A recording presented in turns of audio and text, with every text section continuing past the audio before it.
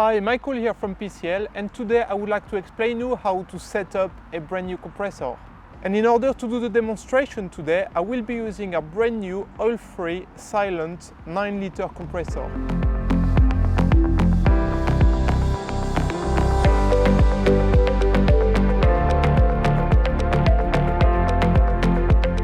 First of all, for the bigger compressors like the 24 or 50 liters, you will need to assemble the two wheels that comes at the back right here. Obviously, for this smaller compressor, it doesn't come with any wheels because it's easily portable. The second step is to fill in the oil for the compressor. And for this model in particular, being oil-free, you just skip this step completely. The next step is to simply connect the compressor to the mains. And then you just need to pull that red button right here and it will start. But first, you just need to make sure that the purge valve is in closed position as it is right now. So once the compressor is at max pressure, you then need to connect the hose to the coupling.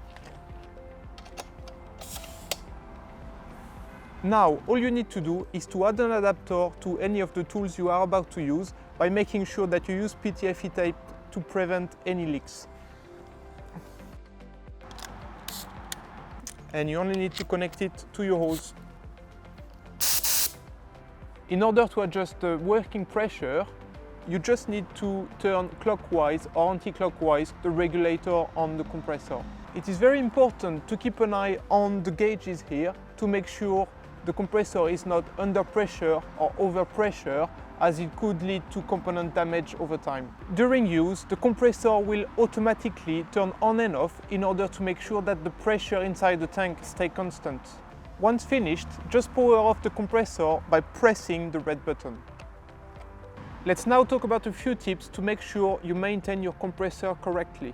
First of all, you need to regularly check the oil level of your compressor. You should find an indicator of oil level in front of your compressor. Obviously, in this case, being an oil-free compressor, we don't have to check. The compressor should be drained frequently to make sure there is no water buildup that could damage the inside of the tank. And to do so, you only need to open the valve right here.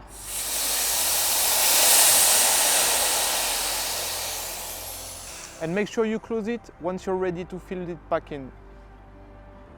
One more important tip is to make sure you check the filters. The compressed air filter next to the regulator, but also the air filter for the motor.